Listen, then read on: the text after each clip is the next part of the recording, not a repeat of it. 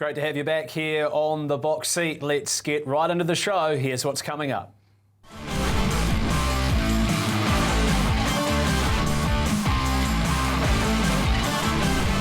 Cup week is closing in and the box seat has you covered with all of the big stories. Tonight, Ben Hope joins us to talk Muscle Mountain and Habibti Pat as Cup week edges closer. Jason Lee reflects on a huge Bill Collins win and who's coming to New Zealand and who isn't. This week's World Drivers' Championship Spotlight, we take you to Sweden. The Wales Black Book is locked, loaded, and he's got one you'll want to back early. We break down the latest Cup and Dominion rankings. Quick Hitch returns with the big talking points of the week. And we look ahead to Ashburton Flying Stakes Day and the early feature markets. All of that and more coming up on the box seat. Plenty to dissect for Magic Monday out of Ashburton. One of the great meetings and one of the great form references, of course, heading to the IRT New Zealand Trotting Cup. We'll get to the team very shortly here on the box seat. Before that, let's check out last week's highlights. Baby, you can find me under the lights. 150 to go, Republican Party. He's 3 lengths in front. Merlin runs on strongly on the outside, but it's Republican Party in the Canterbury Clssic. A real showstopper. Republican Party by 3 lengths. 'Cause every romance shakes in your bands, don't give a damn. Muscle Mountain goes back to the inside. He's coming hard. Euro style. Grabbed by Muscle Mountain. And Muscle Mountain wins the Canterbury Park Trotting Cup. What a win. Watch me dance, dance the night. Grease Lightning storming home. Midnight Mickey the leader. Grease Lightning from a long way back. Grease Lightning over the top will get up. I can take the heat, baby, best believe that's the moment I shine. Habibti Pat's in front, meant to be closing, then Tarragindi. Habibti Pat still leads, meant to be outside. Habibti Pat kicking hard, and Habibti Pat will beat the boys. Habibti Pat beats meant to be. Dance the night away. My heart could be Jeremiah's about to launch. Better knuckle up, Jeremiah. Jeremiah's flying. Jeremiah's over the top for Mary Purden. I'll still keep the party running. I wouldn't get out of place. Ty Tate, they still haven't got her. Confederate's coming through strongly. Ty Tate, Confederate, Ty Tate. Gutsy win. I stay on the beat, you can count on me. Save a prayer. He's going to do everything right tonight and trot away for a fantastic win here in the Garage Horse and Hound 2-year-old trot. Nights here, I don't do tears, baby, no chance. Captain Sampson with enormous strides out wide gets to Debbie Lincoln, who fights bravely, but Captain Sampson, some return to racing over the mile. The night away.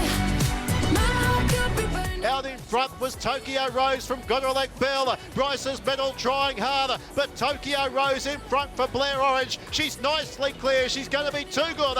Tokyo Rose beats Bryce's medal. Christie's Art leads, the next best thing, Commander Joe. 3-way go in the last. Commander Joe inside, and the next best thing, I think it's between that pair and a photo. The next best thing. Dance, I could dance, I could dance. Molly Mavis Dells hit the lead from Star from Heaven. Welcome back to Sarah Riley. Didn't take her long to get a winner. Molly Mavis Dell gets the prize. Just amazing because it's been so long and yeah, I just really missed it and I love my job. Watch me dance, dance the night away. My heart could be It was wonderful to see her back, Sarah O'Reilly, and just her second drive back. She, of course, drove Moses on Friday night, and Molly Mavis Dell got her back on the board. And Greg O'Connor, as I bring you into the show, that was one thing you were pretty excited about as well, seeing Sarah back. Wasn't it great? Yeah, hi to you, Matt, and to you, Brittany. Magnificent to have Sarah back and winning, so I thought it was a clear highlight for mine. Hadn't had a winner in the last 15 months. The last winner for her, the aptly named Resilient, for her father Jared at Addington back in July of last year. Beautifully handled. Yes, she had the draw. Spoke to Brent White on radio on Sunday morning. He said, I think this will be the horse that will get her back in the winner's circle, and he was right. She's a rare talent. She's won over 300 races, Australasian champion, New Zealand champion, and she has a heap of followers, Matthew, so clear highlight for mine. G'day to you, Britt. How's the last week been? You've been busy enough? It's been pretty hectic, but great to be back in time for another edition of The Box Seat. Yes, Friday night was excellent. Saturday night was great, albeit quite intriguing from a Cup week perspective. But my highlight does come from Friday night's feature card here at Addington and the performance of Muscle Mountain to win another Canterbury Park Trotting Cup. His 5th straight attempt at the race, his 2nd win, and it was a pretty heady drive by Ben Hope as well to switch back towards the inside and see the Big M home once more. I think it must be said and applauded the job that the Hopes have done with this horse to keep a trotter at that level, particularly a big boy for as long as they have, is a real credit to them. And who knows, maybe he's racing as well as he ever has. Matt, maybe he gets his shot at Dominion Glory this year. Yeah, we'll chat to Ben Hope very shortly, and I know that he'll be quick to give his dad Greg and probably more importantly mum Nina a fair bit of the credit for the way that Muscle Mountain has been performing, and the longevity is certainly something to be very proud of. Ben shortly, and this is my highlight. I'm going to go with Captain Samson.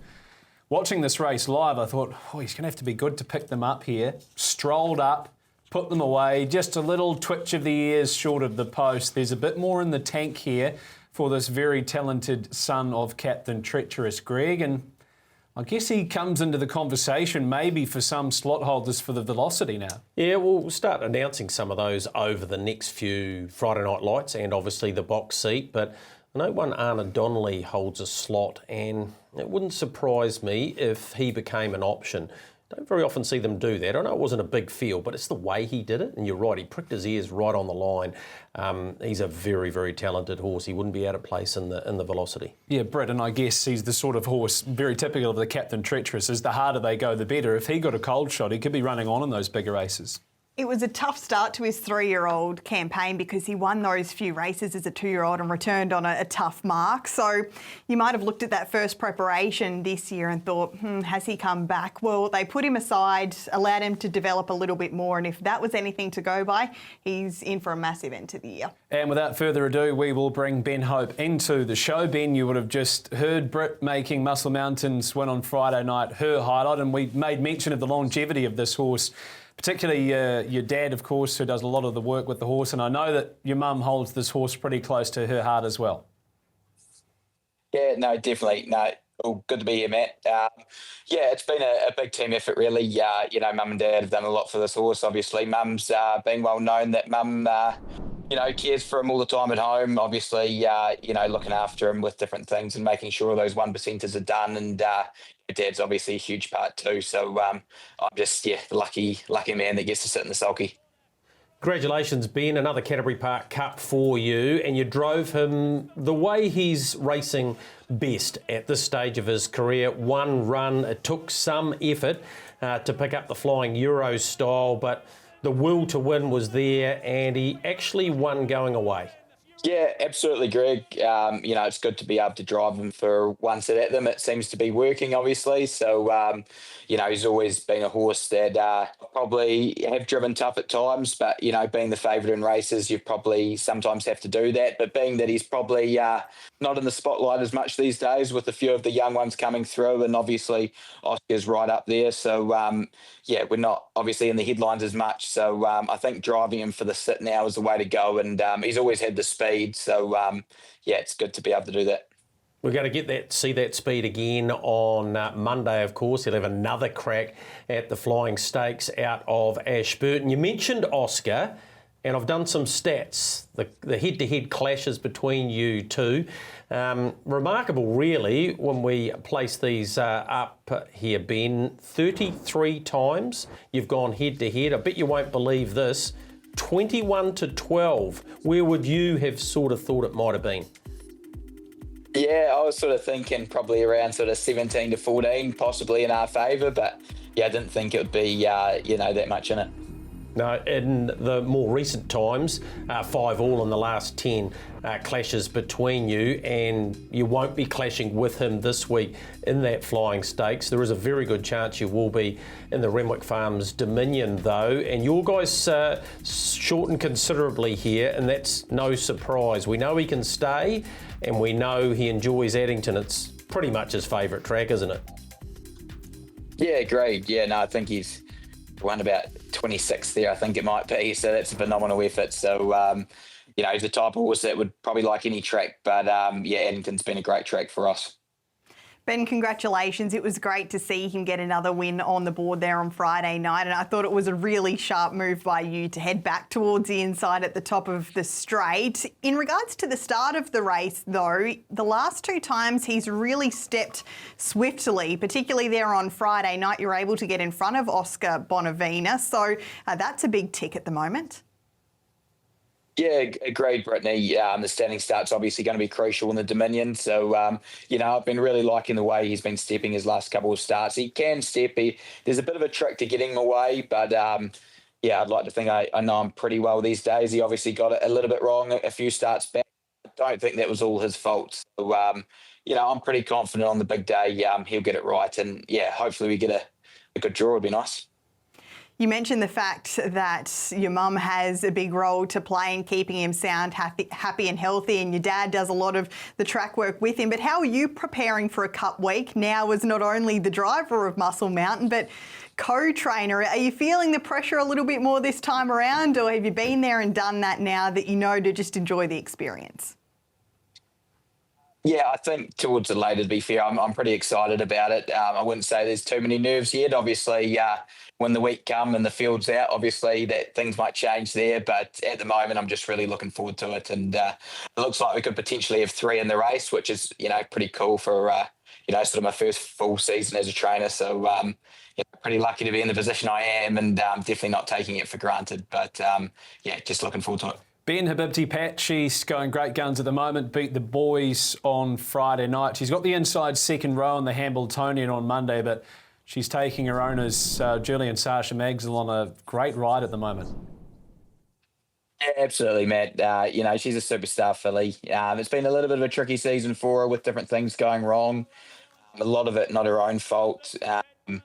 But, these last couple of starts, she's really showed her true form, and we're really lucky to have her, and looking forward to the rest of the spring with her. Ben, obviously there's a few options. We're going to see her on Monday, and then the Ascent looks an obvious for her. But has there been any talk around the week later? And I know I'm looking into the future a little bit, but we know she's there alongside Tracy the Jet at the top end of the market for the Ascent. Those two being fillies. The option then leads 7 days later on an Oaks or a Derby. Now, the Oaks is worth $140,000 over the short course. The Derby for $200 over 2,600 metres. What's your gut feeling at this point in time in what way she'll go? I know it's a long way out, but has there been any discussion? That's a good question. Obviously, it's a little bit annoying that they can't go on both, but I suppose that's just the way it is now. But there hasn't been too much discussion yet. I'll probably leave that up to Julie and Dad. But my gut feeling is we'll probably stick to the Oaks, being that she's going to be racing the week before, and the Oaks is a 1980 race. I think that'd probably be where my thoughts are. But Julie and Dad will probably make that decision over me. Good stuff, Ben. Thanks for joining us on the show. Good luck Monday. Yeah, no worries. Cheers, guys. Great to have Ben Hope on the show. We're going to turn over now to Australia, where Jason Lee has dialed in to chat to the show. Jason, welcome back to the box seat. Great to have you on again, and congratulations on Saturday night. What a thrill for you and the family. Yeah, thanks for having me on. It's good to be back, and it was a great night's racing, and very exciting for everyone here at home. In one stable, having one 4-year-old mare of this quality would be magnificent. You've got 2, and they went to war on Saturday night. Zahara obviously got the result in the end, but what were you thinking at the top of the straight? Yeah, it's very exciting to be able to sort of have one horse in this sort of calibre, but to be able to have 2 of them that are fighting out the finish in big Group 1 races. It's extremely exciting. And yeah, she was stuck to me lid around the corner, and we were sort of running. We weren't dawdling. And then when we straightened up and she come to the outside of me wheel, sort of Ballerini was starting to make a little bit of ground, but as soon as I asked Sahara to go, she quickened really nice. But yeah, the other one never shirked the issue and went with her really well all the way up the straight. Jason, talk me through the, not so much issues, but the reason we haven't seen as much of Zahara that we might have seen, and is she over whatever those problems were? Yeah, there was obviously nothing serious, just little niggles like the trip to Sydney just didn't go to plan. She got beat, that's racing. Then things happen. The other horse was too good on the night, but she just didn't handle the trip. Even travelling up, she didn't travel great, and it was probably a little surprising when she'd travelled so well to Sydney previously, and then going all the way to New Zealand and travelled so well. But she did have a bit of time to settle in. So yeah, just the trip didn't go well, and she was just really off her feed and wasn't cleaning up her tucker, which was the biggest concern. But there was no real major issues. We were pretty patient with her and gave her plenty of time off, and we're lucky, the family owned the horse, so there was no pressure to have her back in a real rush. And she had a pretty busy 3-year-old season, so there was no rush to sort of be back racing through the winter. And obviously the other mare really come on, and she was sort of handling things at the top level sort of through the winter months and racing really well. But yeah, it was just nice to get this one back and get her doing everything well. We're just looking at footage of the inaugural running of the Ascent and the thrill that you gave everyone here in New Zealand by bringing her over and then delivering in absolute style. The question is, which one of these mares is coming? Can you confirm that with us tonight? And if it is Ballerini, is that as much down to the fact she's had a standing start and the other horse hasn't?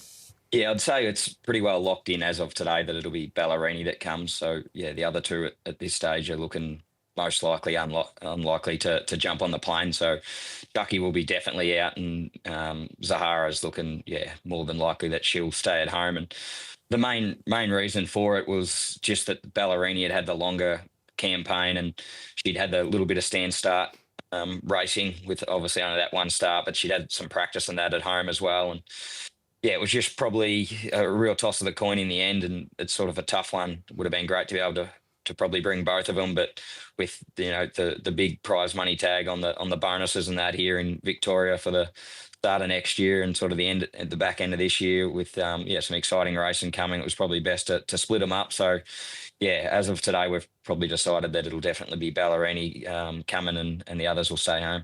Exciting to have one of them coming, Jace. Tell us a little bit about Jillaby Ballerini for those who have only seen snippets of her.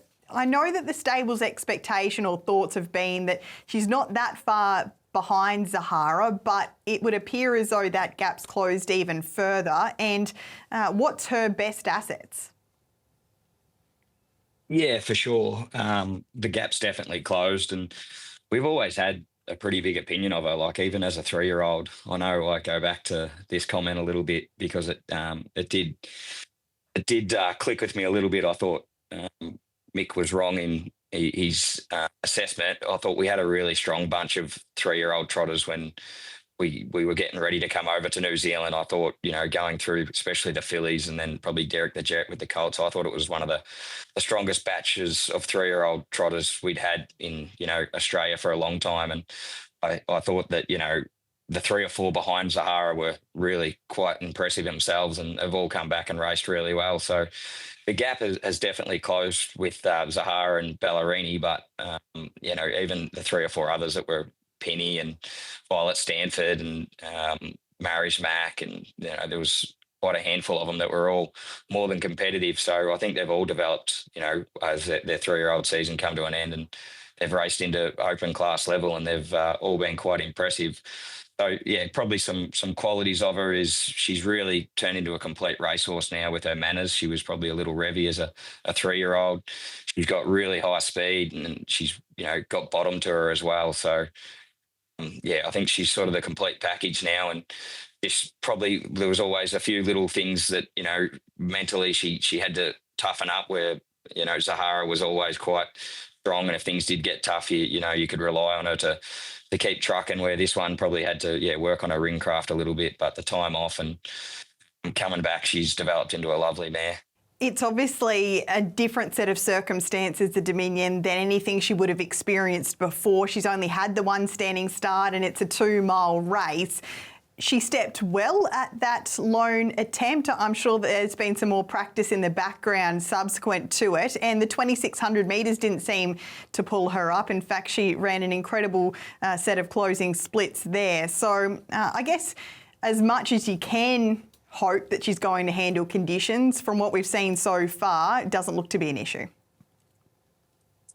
Yeah, look, there's still, I'd be lying if in the back of my mind I didn't think there was great concern that we're going all that way and we happen to not step or the occasion is too much for her. And obviously if you're, the Sanocio camp, you're going a lot more confident with RC Phoenix if he's definitely going, because he's been there, done that, and he's an old warrior. So, there's definitely plenty of ticks with a horse like him when you're going to this, but you can't win the race at home. So there's only one way to win these big races, and that's, get on the float or get on the truck or the plane or whatever it might be and go and have a crack. So, yeah, it's there's definitely concern there. You'd rather have had, 10 or 12 standing starts and be bomb-proof and really confident and probably raced over the trip a little more, but it is what it is. And, we can't die wondering if we go and have a crack. So whatever happens, it'll make her better for the future. And the experience will do her the world of good, but we think she's a horse that's good enough to win the race. And,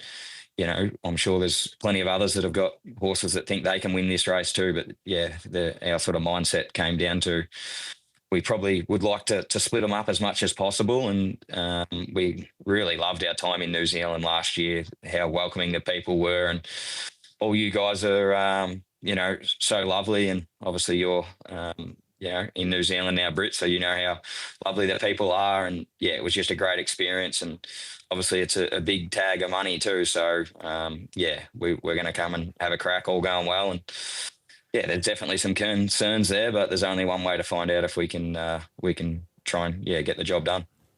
She's a Kiwi now, Jason, and if you stay here long enough, we'll claim you as well. Thanks for joining us on the box seat. We'll see you in Christchurch soon. Cheers. Thanks, guys. Before we get off to the Wales Black Book, we're going to continue our profiles for the World Driving Championship coming up here in New Zealand. And this week, we take you to Sweden. When the World Drivers' Championship comes to New Zealand in November, the Swedes are sending one of their young guns in Mats Djuse. Tjena, Mats Djuse heter jag. Jag är 27 år och regerande kuskchampion i Sverige. I fjol vann jag 353 lopp före min bror Magnus. Och han har ju vunnit championatet 2 år tidigare, så det var kul att slå honom i fjol. Vi är 4 bröder i vår familj och alla är aktiva inom travsporten. Om jag ska beskriva mig själv som kusk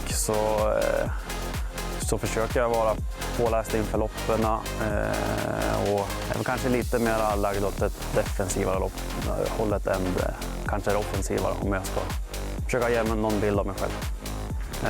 De senaste 5 åren har jag vunnit flest kallblodslopp i Sverige och får se om det dyker upp några kallblodslopp i Nya Zeeland, men det hade varit fördel för mig kanske. Om jag ska ranka min största seger hittills så är det nog storsprinten med Kitty Hawk. Det var 1 miljon svenska kronor i första pris och ett stort lopp att vinna här i Sverige. Det ska bli väldigt roligt att representera Sverige i kusk-VM. Det har varit roligt att vara den första svensken som vinner VM, men det är tuff konkurrens och vi får se hur långt det räcker. Det ska bli väldigt kul att komma till Nya Zeeland, uppleva en ny världsdel för mig och möta några av världens främsta körsvänner. In an incredibly deep and competitive group of drivers in Sweden, Mats was able to have his breakout year in 2024, nosing out one of his brothers to take home the title. And that has continued on in 2025, already with 3 Group 1 successes to his name. Now, whilst many of our drivers have been forthcoming in their aggressive driving style, Mats is more so quiet and tactical. Maybe that could be to his advantage in this year's championship.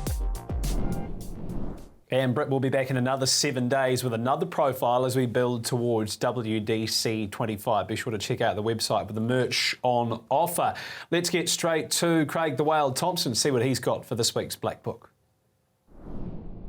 Yeah, nice to be joining you on the box seat on a Tuesday night. Gee, what a fantastic night of harness racing it was from Alexandra Park, and particularly the 2-year-old trot, courtesy of Magnus Benroe. Really impressed with the 2-year-old trotter in the form of Save a Prayer. Now, he should be back-to-back winners, this horse, but he galloped at his first start when it looked like a winner. Second up, he got it right. He got to the outside of him at the top of the lane, Crystal Hackett. What I like about this bloke, he's a big, rangy type. He covers the ground so nicely. It's a good family. The first foal was Lucky Mum, who ended running second in the Group 1 Ace of Hearts, 249, 58.2, 3.5 lengths beating the stablemate. Currently, he's a $16 chance for the IRT Stakes at Addington if they wish to go. And I tell you what, he's a horse worth following because I don't think he's a natural 2-year-old. The catch this week's another 2-year-old, but this one's in the pacing ranks. A 2-year-old filly down by the seaside. Her name is Dolly Parton. Let's go to the Franklin Workhouse. Not her last one, but a one 2 weeks ago where she rolled in front. Jeremy Young, Maurice McKendry. This combination had a lot of wins through their career. 57.8, 28.4. Filly down by the seaside, a half to Best Western, who won the Great Northern Oaks Group 1. Last week she won her qualifying heat. She did it quite nicely. And look at her extend here. Gets away by about 5 lengths. Looks an exciting type and one to mark down as a horse to follow in upcoming weeks. The Black Book's a horse we haven't seen for about a month, but gee, she's quality. Last time she was at Addington, she was a winner, but I want to take you to the Rangiora Trials from last week outside the leader. Bob Butt has a look across, and this filly, Duchess of Kent, was travelling beautifully at the time. Run home in 28.7 down the back, 27 home, 55.3. And she did it so easy. Remember, she hasn't had a runner for a month. 4 from 7 now, including that last start win in the Neville Heat, and a month between runs. Lovely filly heading towards Cup Week, and she's going to be a force to be reckoned with. Enjoy the next 30 minutes of the show. Of course, I'll be back on Thursday for Whale Watch. Thursday morning, you'll get my best of the week on the form with Philippa Morrison. Of course, Friday Night Lights. It's going to be a massive night there. It's IRT race night from 4:30. We'll catch you then.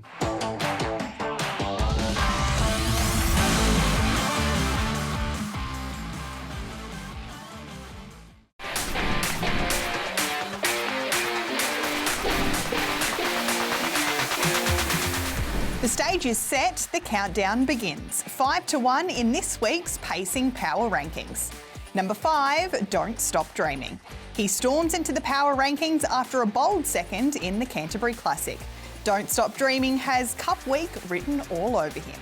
Number 4, Akuta. A slight slip for Akuta, but never count him out. A big run in the Ashburton Flying Stakes could see the star bounce straight back. Number 3, Merlin. He dips one spot but stays right in the fight. Merlin's next run could see him surging back towards the top. Number 2, We Walk by Faith. On the rise and breathing down the leader's neck, he'll need to deliver in the Group 2 Flying Stakes to keep that number 2 spot. And number 1, Republican Party. No change at the top. Republican Party is the one they're all chasing. The Bettor's Delight star is flying and looks to keep the streak alive in the Group 2 Ashburton Flying Stakes.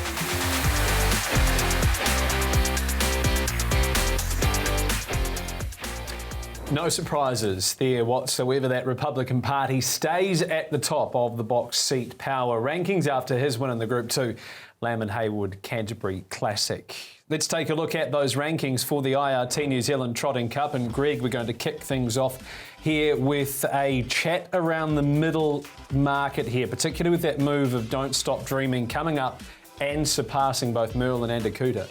Yeah, he jumps up, of course, off the back of that very good run in the Canterbury Clssic. Vessem with a slight move as well, makes his way into the top 15. He was pretty solid running on nicely, even though he had a peg run. And Jeremiah winning, of course, has jumped up from 29 now to 22, although, yeah, he's unlikely to make the field on that. But yeah, not a huge amount of movement this week. The big winner, Brittany, being Don't Stop Dreaming. But he's building, isn't he, the runner-up in last year's Cup? He sure is. I thought he was excellent there on Friday night, so he's certainly trending in the right direction at the right time. Now, just on the Aussies, Leap to Fame, we're going to see him go around on Saturday night at Melton. He sits atop the market, but now you're being enticed by 220 for him. I guess it's just a matter, will he, won't he? The fact that he's racing on Saturday night tells me that they are certainly trying to get him here. Otherwise, it would have been the perfect opportunity to return to home base and reset. Now, Swayze was due to go around on Saturday night in the Battle of Beersheba. He won that race 2 years ago before he went on to win his first New Zealand Cup. He had some vet work done that basically didn't allow him to line up, and therefore he'll go around the next week. Now, this has been the interest in the last 24 hours. Kingman, the Victoria Cup winner, they're keen to come. Spoke to Luke McCarthy this morning, and he will head to Menangle next Wednesday, Matt, to try and qualify from the standing start. That's a pretty important piece of the puzzle, but it sounds as though they're trending in this direction. Yeah, well, even after an early gallop, he was still too good for them there, and he looks a horse who can hold a pretty decent sprint for a long way. What was the chat around Leap to Fame that you were kind of getting? What sort of vibes are you feeling? Well, I spoke to Grant Dixon about half an hour after the race. I saw him come back. He looked well within himself, Leap to Fame. Grant said he's just not travelling like I know that he can, and his heart rate was a little high, Greg. So at that point, I thought he won't be there.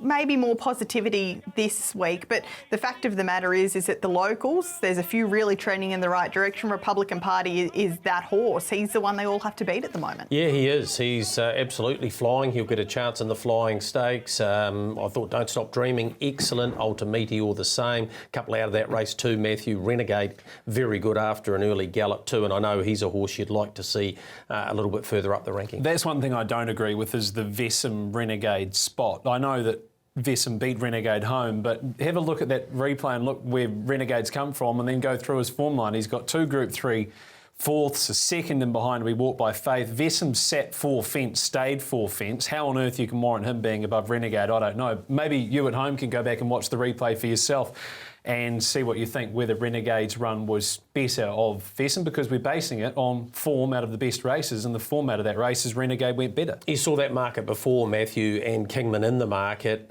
with Double N not nominated.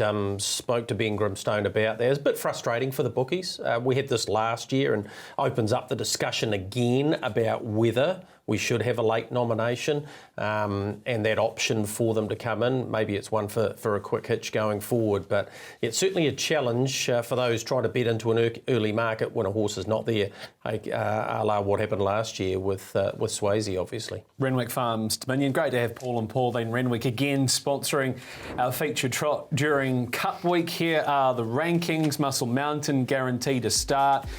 And Britt, there's likely to be movement around Jillaby Ballerini coming out, Kiang Zahara Kiang Chucky gone, so those horses sort of around that 17, 18 mark, they're a chance of getting in. Well, we know 2 of them are going to come out at this point in time. We just heard it from Jason Lee in regards to that camp. So she's moved up significantly, Jillaby Ballerini, as you would expect. A few moving. We just spoke about Gus, Greg. He heads to Albion Park on Saturday night. Parisian Artiste spoke with Taylor French. It just wasn't the right kind of race for him. He's not a short course horse. He got 3 wide there on Saturday night and couldn't make any ground thereafter. Now, RC Phoenix, I thought he was better on Saturday night. Yeah, I agree. He was in an impossible position. So that's the Aussies. They're all still coming, as in Gus, Parisian Artiste, RC Phoenix, and then, of course, Jillaby Ballerini as well. So they're coming in force, but they haven't had this grounding that the New Zealand group have had. No, you're absolutely right. Hidden Talent, by the way, jumps into the 15 as well off the back of that Group 3 placing midweek last week. I suppose the question around Eurostyle and withdrawal of her from the race off the back of that performance, she was quite stunning, Matthew. And there was one horse getting home I want to be on in a graded race, Dreams Pat. The rating 56 horse galloped mid-race and was beaten about 4 or 5 lengths. Me oh my. Olivici a little bit unlucky here, Britt, but the 2 mares from the Lees were just a class above. And RC Phoenix probably hasn't had the opportunity this time to get himself to a point fitness-wise where he can go forward and rough and tumble it, has he?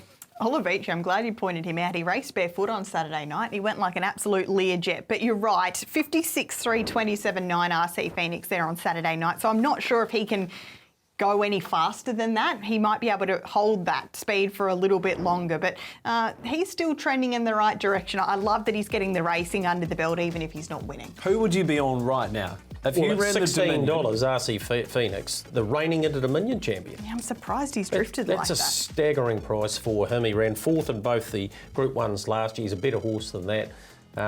Like I've said off camera a couple of times, I don't think Gilby Ballerina will just turn up and win here. It's not going to be that simple. what about if I guaranteed you one drive on any horse in the race? Well, the easiest Who one would you to be get taking? around in one piece, probably. I think it should be Muscle Mountain or Oscar Bonavina at the top of this market. Tried and true, been there, done that. They've had the perfect preparation. You know that they can run out the distance. You know they're going to step away, touch wood. They're the two that I would be leaning towards as much as the Aussie in me would like one of the Aussies to come across and take the cash home. All right, good chat. We look forward to that, and we're not far away from both of our features, IRT New Zealand Trotting Cup and Renwick Farms Dominion. It's that time of the show where Michael Guerin joins us. How's things, mate? Things are great, thank you, Matthew, and big hi to everybody watching around either New Zealand or our Australian friends via YouTube. Like Britt, I was at the Victoria Cup night on Saturday. It was cool fun. Really good standard of racing and so many question marks raised. Just going back, Matt, closer to home, spoke to Barry Purdon, who has landed down in Christchurch alongside Scotty for the next 3 weeks, probably even longer, leading up to races like the Derby and the Christian Cullen. Jeremiah's not coming south anytime soon, so both those horses, Jeremiah and Better Knuckle Up, they thought would go to the Ashburton Flying Stakes. They put them back a week. Jeremiah's just had a little cold, so nothing serious, but with no more racing for him between now and the Cup, I don't think he'll be in the Cup. Barry said if Better Knuckle Up gets in the Cup, which I think he probably goes pretty close to doing, because he's 17th, he would start. But he won't go to Kaikoura, and both Merlin and Sooner the Better, who miss Ashburton, which really surprises me, are both going to Kaikoura. So really good for Kaikoura. We thought they would get a few more horses with the $100,000 Cup, Matt, but they're going to have a really good field there now. But Better Knuckle Up will go straight into the Cup if he gets in. Jeremiah possibly a no, and he might come down later and head for the Christian Cullen in December. Okay, could be a touch and go kind of scenario there for Better Knuckle Up. All right, you know what time it is. It's time for Quick Hitch here on the box seat. You know the rules. 1 minute, 20 seconds each. If you go over time, you will be muted. That's the only reason I come on the show, is to say that every week. First of all, we're going to start away with you, Greg. Why is the New Zealand Trotting Oaks only 1980? I have no idea why it ended up being 1980. All of the other Oaks right across Australasia are run over the longer distance, 2,600 metres. It's supposed to be a staying test. It's the end of the season for those fillies. So, yep, I have no rhyme or reason as to why it's over the short course. I agree, Greg. I've always thought those classic races, the Derbies and the Oaks, no matter the gate, should be over the staying distance. It should be a test of a horse's strength, and it should be a point of difference as well. A lot of our races now are over the short course. I think Derbies and Oaks should be over distance, so I'm a little bit surprised by that, Michael. And even more so, Britt, the fact that they're actually 4. I mean, let's get down to the guts of it. Like, these horses are 4. They are called 3 because it suits our purposes to call them 3. They are 4. 2,600 metres around Addington behind the mobile would be no concerns at all. We know that from their recent performances, Matthew. Our second Quick Hitch, Michael, we'll start with you from a North Island perspective. Harness 5000 and the Golden Gate Series. Why are they on the same week? Ideally, I agree they shouldn't be, but by the time we get through a lot of the major races, there's not a lot of room left in December because Christmas comes around pretty quickly. I don't think they're going to draw on the same pool of horses very much. So, yes, it would be ideal not to have them there, Greg, but I'm not sure it's going to cost the day too many northern horses. No, probably not, but it's guaranteeing that the Northerners won't come south, I think. You might get the odd 1 or 2, but effectively you're racing for 50,000 at each venue. 60 is at Ashburton, so it's only minorly ahead of the other. So, yeah, I just think they could have been split. I agree. I think that this calendar is still sort of working its way out, but with 52 weeks in a year, why can't we have all of our feature races on different weekends and give every horse an opportunity? If they're eligible for a race, I think that they should have their opportunity to race for the prize money. Nice work. 5 seconds left on the clock. Isn't that wonderful? 2 quick hitches remaining. The next of them, the question to you, Britt, is will Leap to Fame or Swayze actually come? Might be one or the other. I'm not sure that we're going to get both, and it pains me to say that because we've been hyping up this clash of the Titans. I think if Leap to Fame doesn't come, Swayze is more likely. That's just how I'm reading the play at the moment.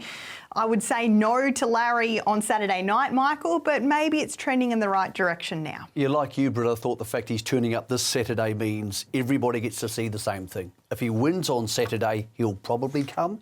If he gets beat, he almost certainly won't. Swayze missing this week is a big concern because even if he does come now, Greg, I'm not sure how perfectly ready he can be. I think we all agree one or other will be here. I don't think both will be here. And if both of them are coming, I don't think Kingman will be here. So, yeah, I think it has a significant bearing on the Australian Raiders for the IRT New Zealand Cup this year. And our final quick hitch, Greg, we will start away with you. Should late nominations be a thing for the New Zealand Cup? Well, I think that it needs to be considered again. I know last year they did a report on it, that is the Metropolitan Trotting Club, and they decided to leave it in. The cherry for them, if you like, Michael, is the fact that $25,000 late payment actually goes to the club and they get to retain that. But it does play havoc with the markets and what a challenge it is for the bookmakers. So I've got 20 seconds. OK, I'll start with no, then I'll go with no, absolutely stupid idea, no, there should never be late payments for any race, no. All these horses were open class horses 8 weeks ago when the entries were taken, so no, and it screws the market and makes a joke of it, so no. Well, I'm going to disagree with you, Michael. Maybe our first disagreement here on the show, but I like it. I like the talkability, the drama, the chat that it creates. If connections are willing to put up a lump sum of money like that, good on them. And Kingman wasn't in the form 3 months ago that he was now. So why shouldn't we want to have the best possible field? I think it adds to the intrigue. Would have been a laugh if he went over 20 seconds with a couple of no's there, wouldn't it? More to come here on the box seat as we head to the break. Britt Scott, the Trotting Power Rankings.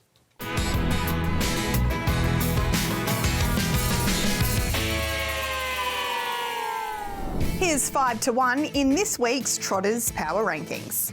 Number 5, Eurostyle. Eurostyle steps into the top 5 this week. A tough staying performance saw her finish second in Friday's Group 3 Canterbury Park Trotting Cup, and that was enough to elevate her into the 5th spot. Number 4, Mighty Logan. Mighty Logan holds firm in 4th.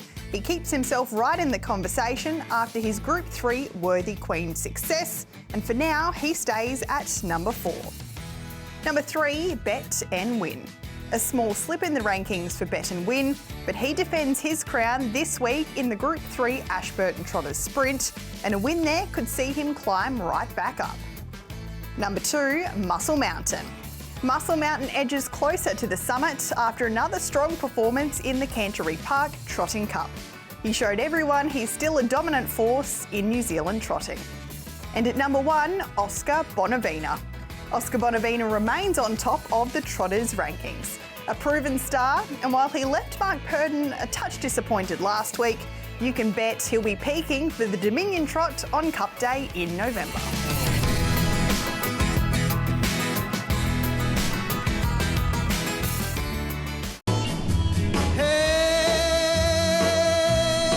The countdown to Cup Week is on and the harness action is heating up right across the country. Here's what's on this week. On Wednesday, Addington kicks things off with the Woodland Stud Race Night. Thursday, we're under lights at Cambridge for the Waikato Bay of Plenty harness and out the gates. Friday, it's Friday Night Lights. Addington rolls out the IRT Supports Horse Welfare Race Night, while Alexandra Park hosts the Metro Heats. On Sunday, the Sunday Sesh goes country with Tuapeka Cup Day at Ascot Park and Waimate Cup Day out of Timaru. And on Monday, the Labor Day tradition continues with the Ashburton Flying Stakes, a key stop on the road to Cup Week. From midweek lights to Cup lead-ups, this is harness racing at its best. Watch it all live on Trackside 1 and trackside.co.nz.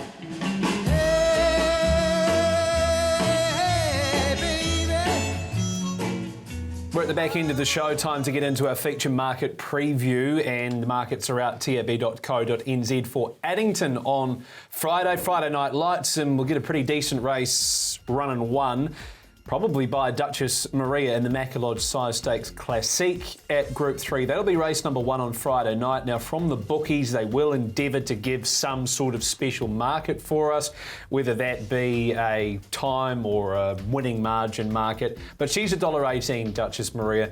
Clearly the horse to beat. Petita Moore was good last week. Becky's Girl with good ability, as does Subtle, but she looks a class above. In the first out of Addington, on to Ashburton on Monday. And the Group 2 NZB Air Freight Ashburton Flying Stakes. First of all, here, Brit and Republican Party comes up with a barrier draw where he's probably got options to step away and then again work forward and find the front. It doesn't look a bad draw on paper, does it? Drawing out a little wider in not a big full capacity field, only the 11 runners, including Chaser Dream, off the unruly Greg. I think We Walk by Faith 1 could potentially be a little awkward for him. We know he's still figuring out this standing start business, and then you've got some real flyers out wide, like the Surfer can absolutely ping the tapes. A few others, Altimeter, he could find himself in a precarious position. We Walk by Faith. Yeah, Franco Merrick, a good beginner there, and Don't Stop Dreaming. You'd expect him just to keep on improving. I think the price, Michael, that stands out there to me is Pin Seeker. I know it won't be easy from the outside of the front row, but his run in the Canterbury Clssic was very good, so he might be overs. I think his chances might be overs compared to the price, Greg, but I think on the market, I think Republican Party will start close to $2. I can't remember a New Zealand trained horse going better this stage of the New Zealand Cup campaign since Lazarus. I'm not saying he's Lazarus, he's not. But Gregory, he is absolutely flying. And as much as I love a whole bunch of horses in this race, I just can't make a logical decision for them to beat Republican Party. He's not unbeatable, but he is clearly going better than any horse in this country. And Britt, about the campaign, sort of the timing of the Ashburton Flying Stakes, the drivers' connections, they're all going to be going to Ashburton with something in mind, whether that be they don't want a gutbuster, they do want a gutbuster, but most of them you'd be thinking if Republican Party comes looking, the front will be there. Absolutely. Then you add in Akuta, who of course had that little mishap last time out and is chasing his tail a little bit as well, Greg. So I agree. He just seems to have the respect of his rivals at the moment, that when he comes calling, he's going to find the front more often than not. And it's not as though they then stack up, and I guess every horse seems to get their opportunity when he's out in front as well. Yeah, they do, and they'll fly around Ashburton. We know that. 9 out of the 25 or 24 in this century have gone on and won the Cup. So it is an important race, and I know the Australians aren't there. But yeah, Akuta will also go to Kaikoura now because he's a little bit behind the 8 ball. OK, the Trotters, Muscle Mountain, as we spoke to Ben Hope earlier on. Michael, we might come to you first of all here. You've got Muscle Mountain, drawn barrier 2, $1,700, $1.70. Do you take it? Close enough, Matt. Very tempting for lots of people because I think he'll just roll to the front, maybe look for a boost somewhere, because if he lands on the marker pegs, $1.70, $1.80, he's going to feel very fair. Of all the races we run in this country every year for open class trotters, he is the horse best suited by a race. Every year it's this race. Like when you talk about Dominions and Rowe Cups and Anzac Cups and all those different races, they can be won by different horses. But usually the best version, Greg, of Muscle Mountain wins this race. Yep, and he's won it 3 times already. Betton wins the defending champion, and you're asking for a boost. Brittany, there might be one coming our way. I still think the $1.70 is probably a pretty solid price for him, and I think that will trim up a little bit on his current form and the fact, Matt, that his major rival Bet and Win hasn't had a perfect campaign, and to be fair, even if Bet and Win came calling for the lead, I'd probably still back Muscle Mountain in off his back at the moment. Yeah, just on Bet and Win, would you be a little bit worried if you were in the camp about how things have gone so far? Probably a little.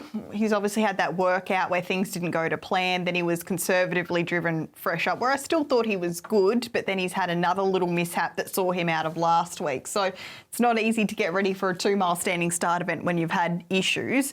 Probably wouldn't be as concerned this week as I would be for the Dominion, though. Bit of deja vu for them, really, isn't it? Same thing happened before the Rowe Cup. Yep, exactly. So him going into a 3,200 metre on a fresh side, he's already proven he can do it. So, I wouldn't be counting him out at this stage, but I think it'll be a stretch to say he'll win this week. We had the conversation, Brett, a short time ago about maybe wanting a gut buster or a quiet run. They're probably looking for a good pipe opener. So does Bob maybe have a bit of a look early and try and put a bit of pressure on to Muscle Mountain at the start? And probably the fact that Ben Hope's been quite open this preparation, that he's happy to drive him with a sit. Even earlier on in the campaign, he was happy to take a sit over the short course. So it's not beyond the realms of possibility that he does roll on to the top Bet and Win because of, I guess, his assets and the fact that he is a go-forward horse. But as I mentioned, I'm still keen on Muscle Mountain even if he does take a trail. Michael, quickly, where would you be with that scenario? Bet and Win drawn the centre, probably looking for a decent run this campaign.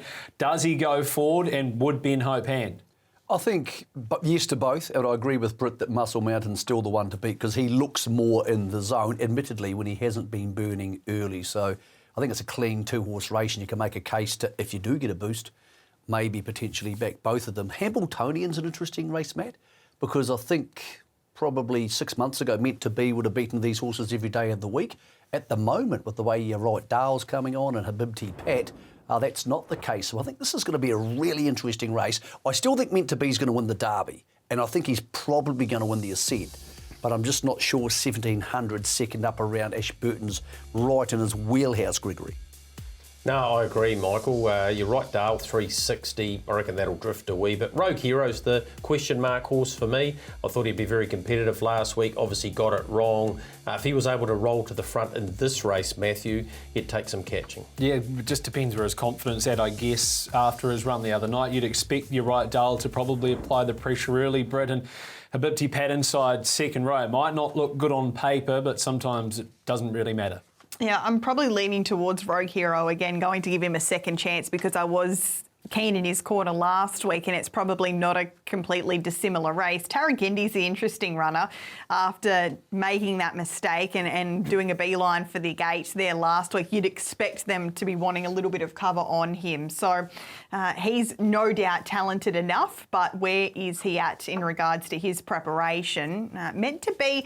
And I know we discussed this before the show, just his action there at the top of the straight on Friday night. He actually trot quite similarly in a trial and lead up to this preparation. We've so often seen him out in front rolling, setting his own pace and working through the gears. Just having to come off cover, he just seems to be spinning his wheels a little bit. Yeah, I think he's got a maximum speed, right, that his legs and his brain and his body can work at. And he was fully maxed out in terms of how fast he can go the other night.